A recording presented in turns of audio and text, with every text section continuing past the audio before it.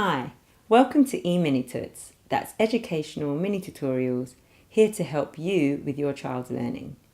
This Emini Tut is called Spellings, Foundational Systems and Practice Tips.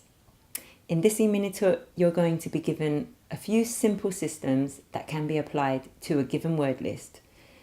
You might have been given a word list from your school. You might be wanting to target a particular word list that you want to work through with your child.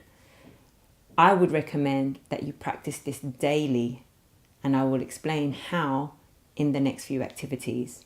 You will also be given an example of a great book that I have found to be very, very helpful as a teacher and a tutor. Lots of the children have found that book to be very, very great with looking at root words and how to extend words. You will also be given a wealth of websites on a PDF.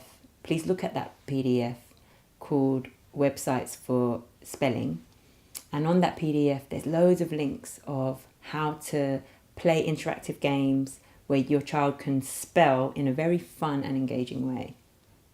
On top of that, there'll also be a little quick snippet at the end of this Emini Tut where you will be shown how to use another invaluable website that I have found that just saves so much time for teachers and parents alike, called worksheetgenius.com.